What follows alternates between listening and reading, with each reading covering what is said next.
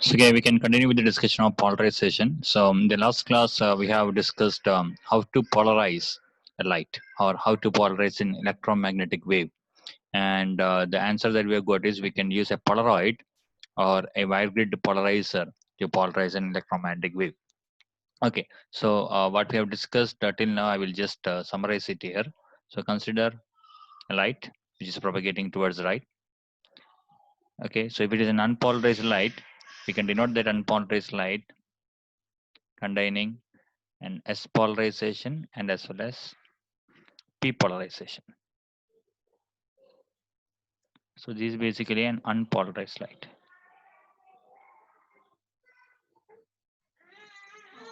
Okay, so it has both the S and P polarization.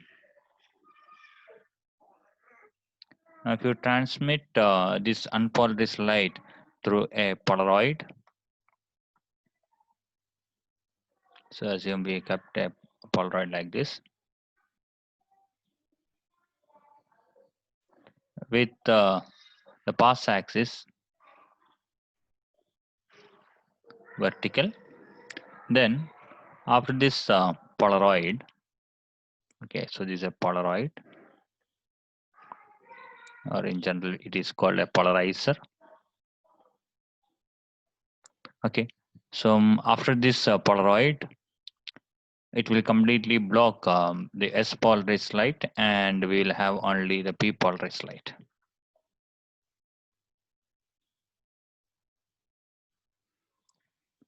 So this is a polarized light. Polarized. Okay. Now, if you keep a similar Polaroid after that, so I'm keeping a similar Polaroid.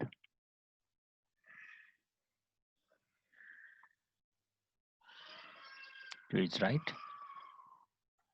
So in the first Polaroid, we have inserted an unpolarized light, and it is polarized. That is it's the complete S polarization is blocked by that Polaroid. Okay, now we have only P polarization. Okay, now we have a second Polaroid now. Again, second Polaroid will have a pass axis, and I will be denoting the pass axis is in vertical direction. Okay, so this blue color represent pass axis. Okay, now what would happen? Will you get any light on the right side or not? Obviously we'll get the light, because what will happen is in the second Polaroid we are inserting an electromagnetic wave in which its vibration is already in vertical oscillation. Okay, the electric fields are oscillating vertically. So basically all this electric field will transmit through this pass axis, and we'll get the complete transmission. Okay, there will not be any decrease in intensity. Okay, suppose the initial intensity is I0. Then when it passed through the first Polaroid, 50 percentage of its intensity would be blocked. Okay, and only 50 percentage would be transmitted. That means we'll get only I0 by 2 after the first Polaroid. And after the second Polaroid, whatever be the intensity of the polarized light would be transmitted. So you'll get the same I0 by 2. There will not be any difference. Okay. Now this second Polaroid, technically we'll call it as an analyzer. Okay, so there is some reason for it why it is called analyzer, because the second polarizer can be used to check whether the incident light is polarized or not. Now how will you check it?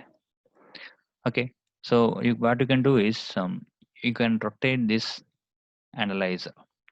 You can rotate this second Polaroid, or it is called analyzer. So if you rotate the analyzer, then what would happen? The intensity would gradually change. Okay, so better we can have another figure.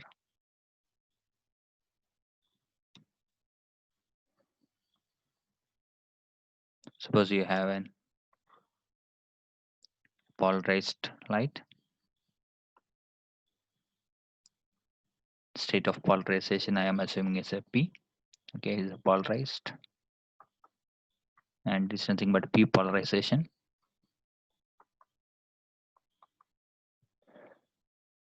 And we have an analyzer here.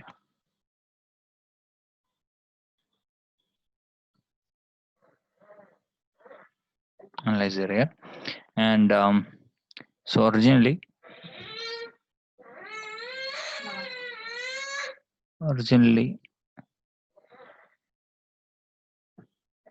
the incident electric field are oscillating in vertical direction. Okay, but the path axis is not vertical. Then what would happen? Suppose the path axis is making some angle theta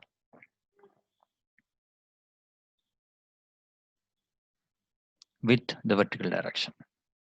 Then what would be the intensity of the transmitted light? Okay, so again the initial intensity I can denote it as I. Then what would be the transmitted intensity? Now, what is your opinion? Would you get any transmitted light or not? Obviously, we'll get some transmitted light. How we'll get a transmitted light? Okay, so we can think like this. So here, so initially the incident electric field are oscillating in vertical direction. So this can be resolved into two. How will you resolve it? This can be resolved as, so better we can draw a bigger figure. Okay, so consider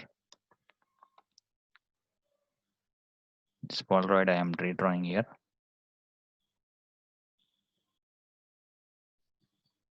Okay, so what I have redrawn is the same Polaroid.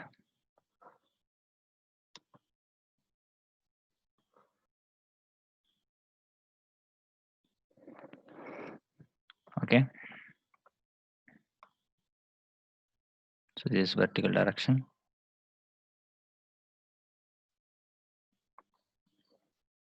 And this is the path axis. So the path axis is making an angle theta with the vertical direction. So originally the electric field, the incident electric field is oscillating in the vertical direction. So original electric field is oscillating in the vertical direction.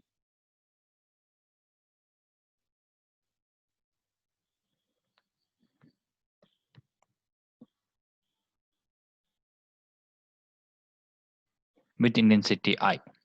With intensity I. Now there is some relation between the intensity and amplitude of the electric field. The intensity is proportional to the square of the amplitude of the electric field.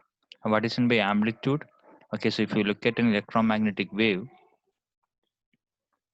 if you look at an electromagnetic wave like this, it will be having an electric field oscillation and as well as a magnetic field oscillation. Okay, now this quantity, this vector,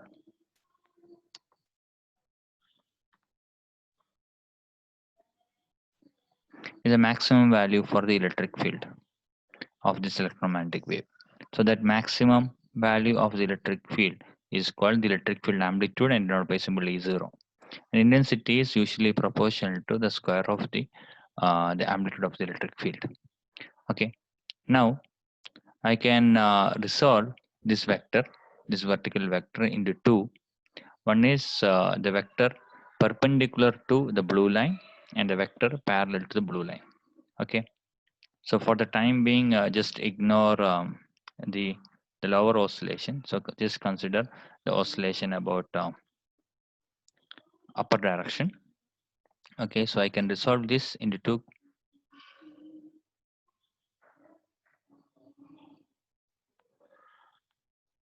So better I will draw a line here. So this line is perpendicular to the path axis. Okay. Then okay, so this vector, is the, let us suppose is the amplitude denoted by symbol E0. Okay, so it has some component of it parallel to the path axis, that would be E0 cos theta, and some component would be perpendicular to the path axis, that would be E0 sine theta. Now, which component would pass through this polarizer? Only the component parallel to the path axis will pass through it, and all the component perpendicular to the path axis would be blocked. Okay, so here what would happen is you will get only the component which is parallel to the path axis. The path axis is just inclined, so the component, the electric field component or the oscillation which is parallel to the path axis would be transmitted. Now, what would be the amplitude of the transmitted light? That would be E0 cos theta. And what about intensity? Intensity would be square to that.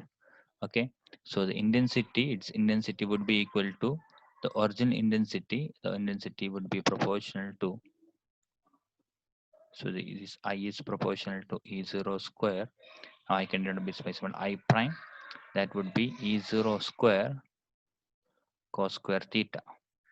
Now this E0 square is nothing but I. So I prime, I can write some I0 cos square theta. Okay, so the intensity of the transmitted light. So if I is the initial intensity, then the intensity of the, okay, this is proportional. The intensity of the transmitted light would be I cos square theta. This is nothing but the Malus law. Okay, so the intensity of transmission would be maximum. The intensity of transmission and the intensity of incident would be the same when theta becomes 0, because cos 0 is 1. Okay, and as well as when theta equal to pi, because cos pi is minus 1 but cos square theta is plus 1. And when would be the intensity of transmission would become 0? Intensity of transmission would become 0 when theta equal to 90 degree.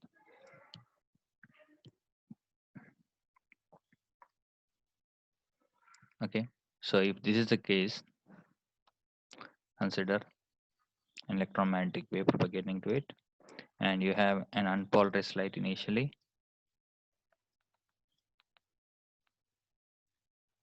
unpolarized light, and you kept a polarizer in its path. Okay, and the polarizer should have a path axis. Suppose the path axis is vertical. So obviously, this light, this polarizer will transmit the vertical oscillation.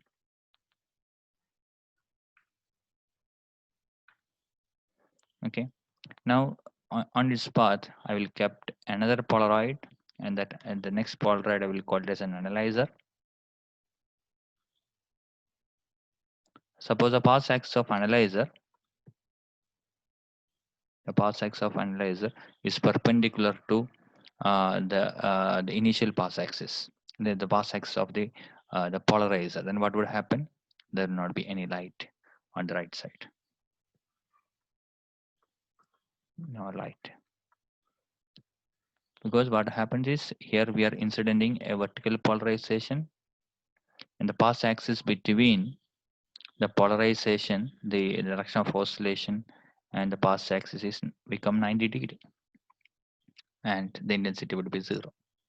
So suppose initial intensity is I0, here the intensity would become I0 by 2. Why it become I0 by 2? Because it has just blocked all dot components. Okay, so obviously a perfect unpolarized light should have the equal amount of S polarization and P polarization. So if you just remove the S polarization, the intensity would just reduce to half. So intensity would become half. Now thereafter no light.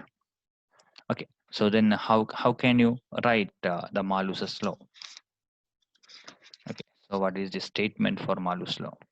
So we have understood what is Malus law. So what is the Malus law? So if you have an incident light on a polarized light incident on a polarizer,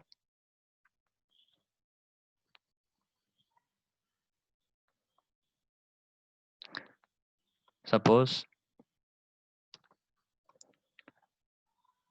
the direction of oscillation of the electric field of a polarized light and the path axis are making some angle theta,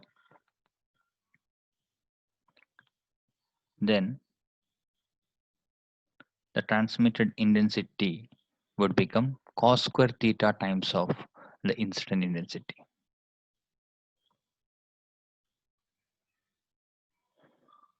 Okay, and oscillation, what would be the oscillation here? The oscillation would like this. Oscillation would be parallel to the path axis. Okay, so if the initial intensity is I0, then the transmitted intensity become I0 cos square theta. So if you rotate this Polaroid or this analyzer, then accordingly the intensity would also change. So we can have a table now.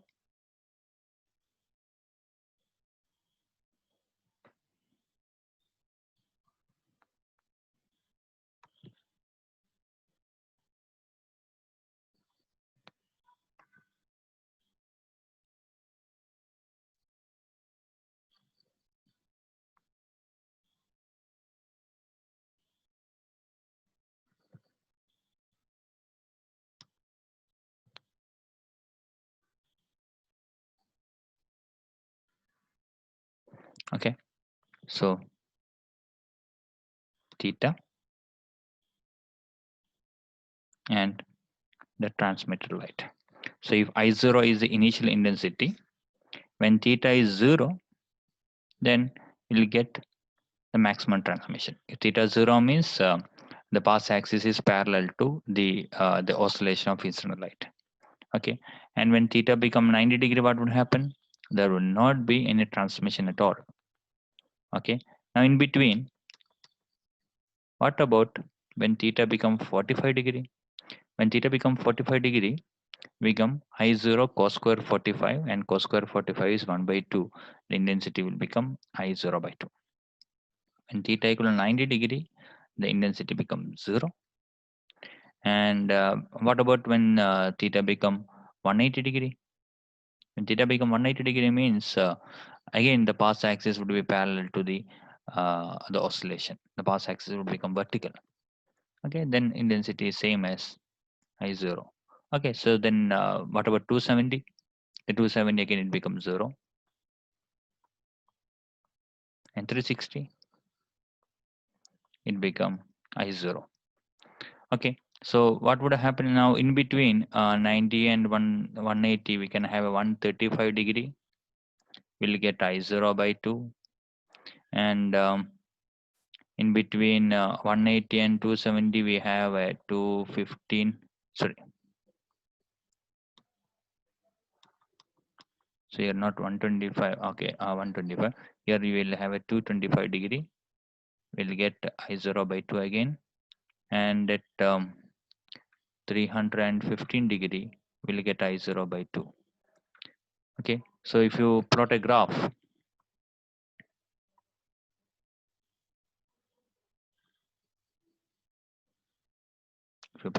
between theta and the transmitted intensity, theta 0, 45, 90, 135, 180. Okay, I think we can skip certain things. Okay, maybe 90, 180, 90, 180, 270, 360. Okay, that might be enough. So at 0 we'll get maximum intensity. The intensity would be I0, and the intensity would gradually reduce and become 0 here, and at 180 degree you will get again maxima. So it should be a cos square graph. At 270 you should become 0, and at 360 become maximum. So if you rotate once, if you rotate a Polaroid by 360 degree, then what would happen? 2 times the intensity would be completely 0. The light would be completely blocked by the Polaroid or by the analyzer. So if you rotate the analyzer in one complete rotation, 360 degree rotation, if the incident light is a polarized light, then you will get the complete extinction of light twice. So that is the important thing. So if you remember it, then we can use this information for the analysis of a polarized light. Suppose you kept a Polaroid and you just want to analyze whether that Polaroid has done it works properly. You want to know whether it is whether the light passed through a Polaroid is actually polarized or not. Then what you can do is you can keep an analyzer, just rotate it, and while rotation, if the light completely extinct, if the light is completely blocked two times in a 360 degree rotation, then that means your incident light is completely polarized light. And such polarization is called the plane polarization. Okay, so there is a Malus law, and this is one of the application of Malus law. We can use the Malus law just to analyze your the plane polarized light. Okay, so that's it for the time being. So we are stopping it here. Okay, so we can just discuss, summarize what are the things we have discussed. Okay, so in this topic, in this small lecture, we have just discussed Malus law.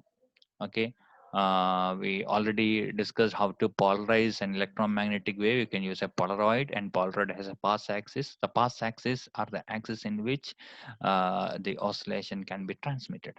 Okay, so there are two types of polarization: S-type polarization and P-type polarization for an electromagnetic wave or for a light. For an unpolarized light, it will have both type of polarization. Dot basically S-type, and double-sided arrow is P-type. So unpolarized light, if it is passed through a Polaroid, will get a polarized light. Okay, now if you have an analyzer on the right side, then depending upon the orientation of the pass axis, you will get different intensity on the right side. Okay, so that we have explained here. I've already given a proof here also. That is, if you have a polarized light, and if the plane of the polarization, or the direction of oscillation of electric field, and the pass axis of the Polaroid makes some angle theta, then the intensity of the transmitted light would be cos square theta times of the intensity of the incident light. Okay, so this better we can write the statement. The Malus law states that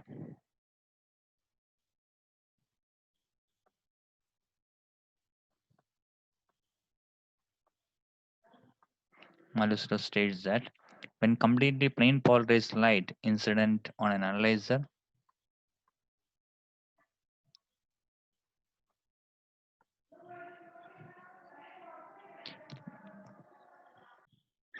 okay, so Malus law states that when a completely plane polarized light incident on an analyzer, the transmitted intensity varies as the square of the cosine of the angle between the direction of oscillation of electric field vector and the path axis of the analyzer. Okay, so we can summarize everything with a symbol diagram. So consider a light propagation towards right, and you have a completely unpolarized light initially, just moving towards right. Okay, and on its path, you kept a polarizer in which the path axis is vertical. Okay, so obviously we'll have a vertical oscillations would be transmitted. Okay, and thereafter you kept an analyzer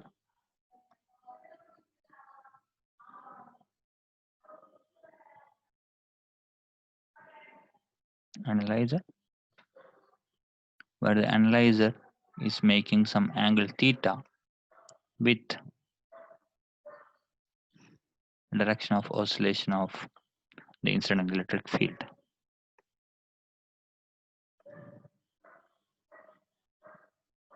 If I0 is the intensity here,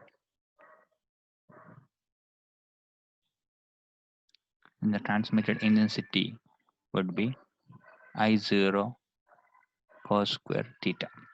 So that's all about the Malus's law. Thank you. So in the next session, we'll discuss about the different types of polarization of an electromagnetic wave. Thank you.